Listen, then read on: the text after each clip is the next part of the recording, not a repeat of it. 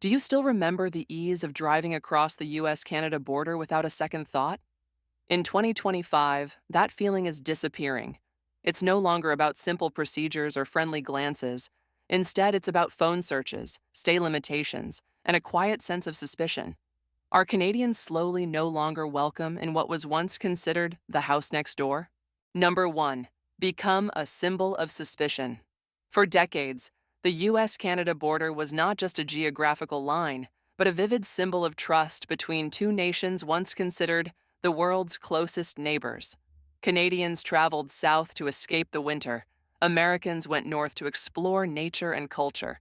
No visas, no cumbersome procedures, no psychological pressure. It was one of the rare borders in the world where international travel could happen, like a simple interstate drive. But in 2025, an invisible line has appeared, not on the map, but in people's minds, the 30-day rule. It may seem small, but in a post-pandemic, post-populist world where borders have become silent battlegrounds of ideology, limiting the stay of Canadian citizens in the U.S. without clear prior notice is nothing less than a signal. We're reevaluating this relationship. Every year, nearly 1 million snowbirds, Canadians who temporarily migrate south for the winter, head to Florida, Arizona, or California to avoid the biting northern cold. They've lived for decades under an unspoken reality. 6 months in the U.S., no questions asked. It wasn't just a travel habit, but a way of life passed down through generations. A second home in Naples or Palm Springs once stood as a symbol of success and freedom. Now, just staying over 30 days requires Canadians to register in advance with U.S. immigration, a step that hasn't been widely announced, hasn't been clearly explained, and seems to be implemented quietly. No ceremonial signing, no grand press conferences, just systemized silence, and thousands of people starting to receive warning letters for failing to comply with the new rule. On the surface, this policy is cited as a measure to enhance transparency and monitor long-term visitors. But in people's hearts, especially among older Canadians who considered the U.S. their second winter home, this feels more like a breach of trust.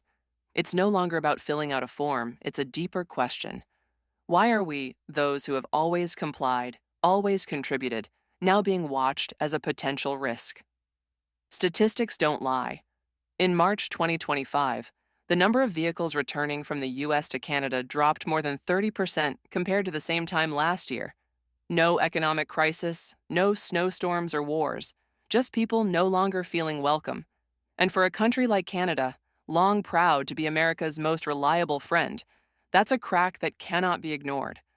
Clearly, the 30-day rule isn't just a time limit, it's a test of trust, a silent yet piercing question. Are you still an ally or just a guest on borrowed time? Number 2. Personal devices, the new gateway at the U.S. border. If the 30-day rule was the first door quietly closing, then the inspection of phones and personal devices at the border is the clicking of the lock that jolts many Canadians into realizing they're not just being limited by time, their private lives are being examined down to the root. In the past, entering the U.S. was typically brief, even somewhat friendly. A few simple questions, a shared smile between border agents and familiar travelers. For many Canadians, crossing into the U.S. felt no different than visiting a longtime relative, a place where you were trusted, recognized, and didn't need to explain yourself. But 2025 has seen a quiet yet profound shift. The border now asks not only for your passport, but for access to your digital life. No search warrant required. No specific reason needed. No warning.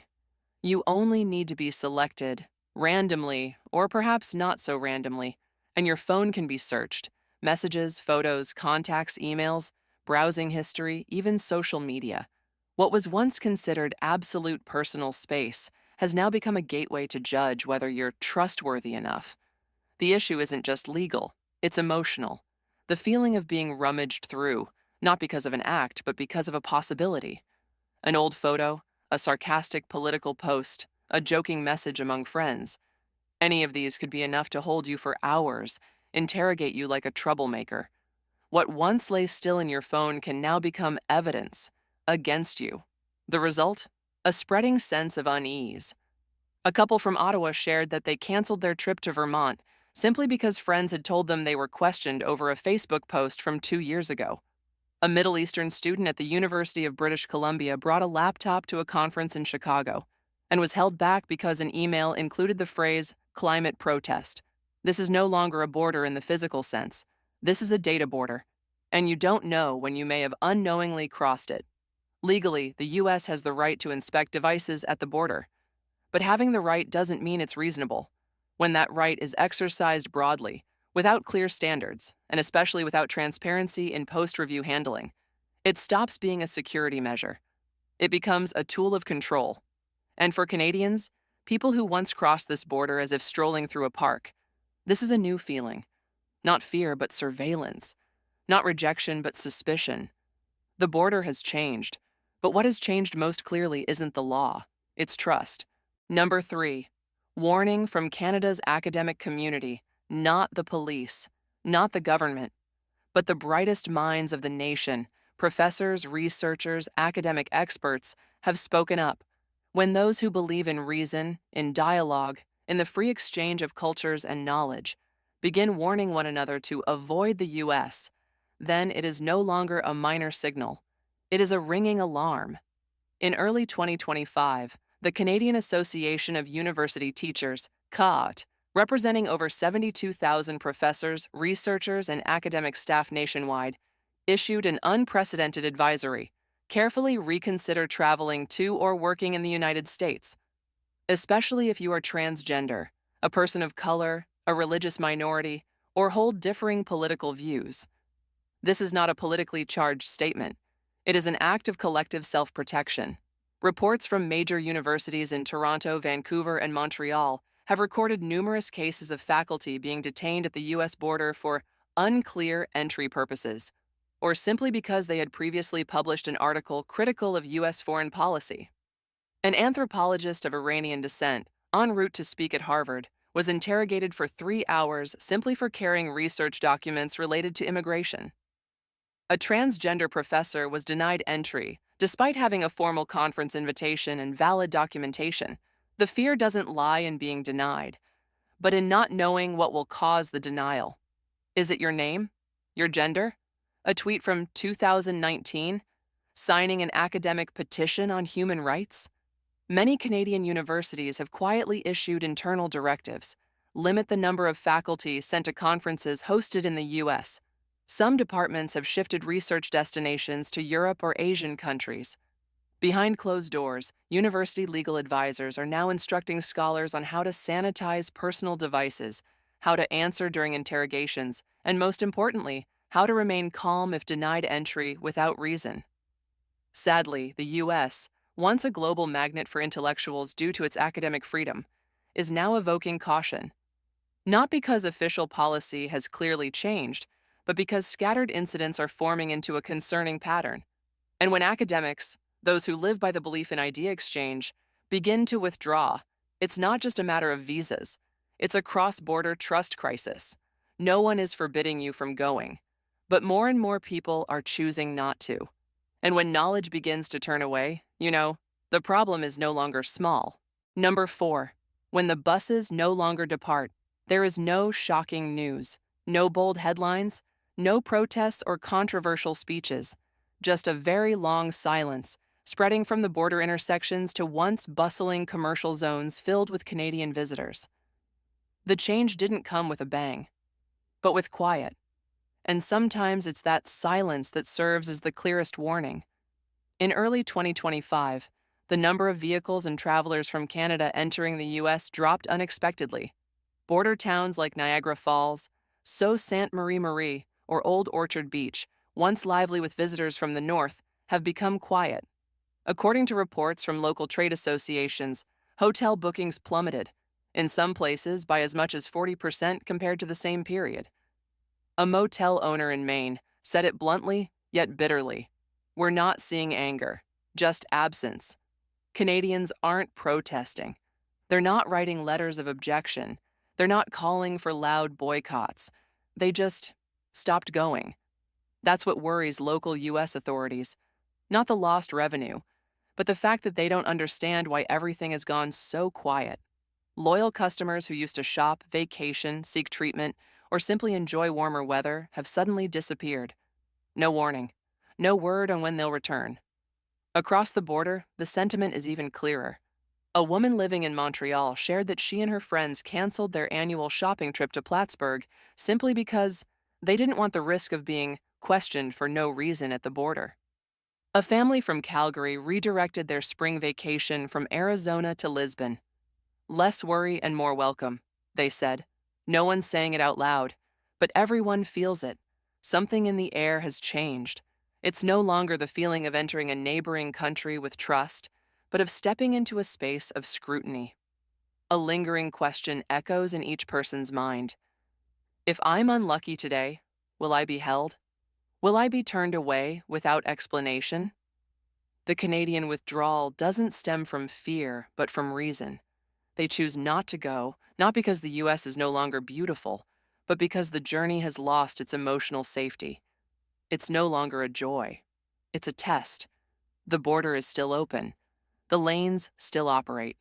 But trust, the glue that has bonded the two countries for generations, is slipping away with every small decision.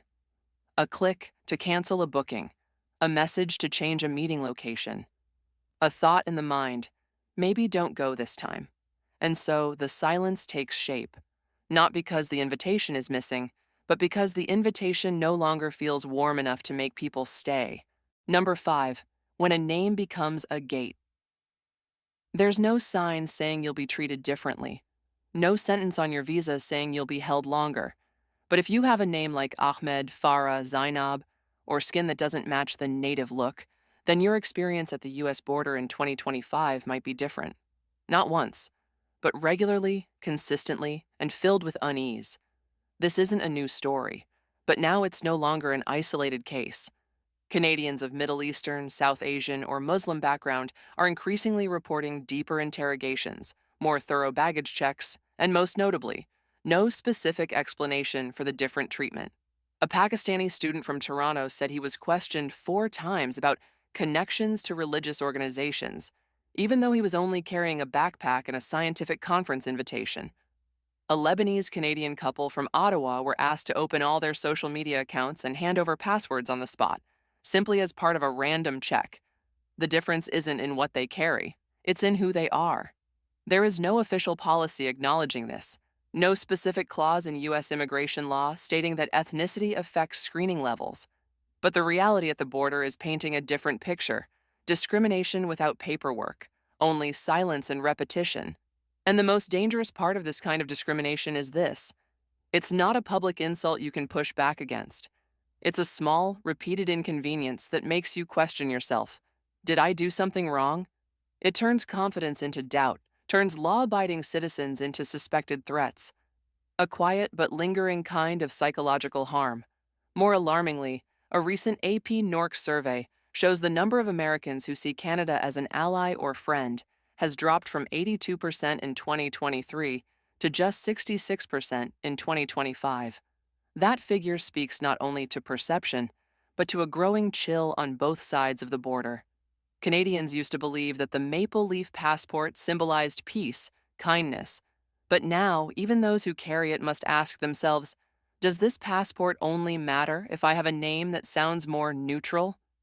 When a border starts treating people differently based on origin, belief, or skin color, that's no longer security screening.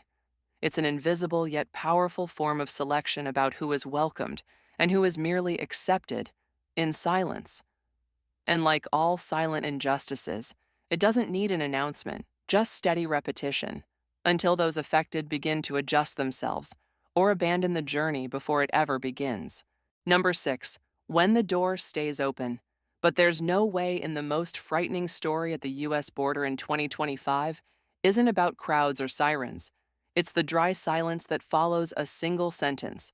Sorry, you are not permitted to enter. No explanation, no violation record, no breach of immigration rules. Just no. And what's worse than being denied entry is not knowing why. Jasmine Mooney, a Canadian actress and entrepreneur, is one of dozens who have become a symbol of what immigration lawyers call unfounded denial. She had a valid work visa, an invitation to an event in Los Angeles, a clear itinerary, and all required documents. But at the US-Mexico border, she was detained, interrogated. Her phone was confiscated, and eventually she was held for 12 days without a formal accusation, then deported. No sentence, just an invisible stain, a permanent entry ban. Jasmine is not alone. Over the past year, the number of Canadian citizens denied entry despite having valid visas has surged, according to data from immigration law offices in Toronto and Vancouver. The most common reasons? Unclear documentation or unconvincing purpose. But when looked into more deeply, these reasons turn out to be subjective, a personal decision by a border officer, and no one has the right to appeal. No court will review it, no agency oversees it, and there is no process for restoring one's name. That makes the feeling of insecurity even more profound. Canadians used to think, if I follow every rule, I'll get through. But now, compliance no longer guarantees anything. A plane ticket, a valid visa, a business plan, all can be invalidated in an instant just because of a border officer's vague hunch. And that irrationality is what makes it truly dangerous. It doesn't spark outrage. It sows silent fear, the fear that you can be pushed off the path of your own journey without anyone telling you why. You are not wrong. You have committed no offense, but you are still removed from the circle of trust. Many, therefore, have chosen to withdraw. No more visa applications, no more bookings, no more trying again. Because when transparency no longer exists at the border, trust cannot travel with them. The U.S. border is still open, but each year more Canadians are realizing not every open door is an invitation. Sometimes it's just a threshold reminding you that place is no longer where you belong. Number 7. When the border becomes an unerasable memory. You may forget, but the system doesn't. In the world of 2025, where data is the most valuable asset and machine memory surpasses human recall, a cold reality is unfolding at the U.S. border. If you've ever been detained, denied entry, or simply flagged, that will follow you forever.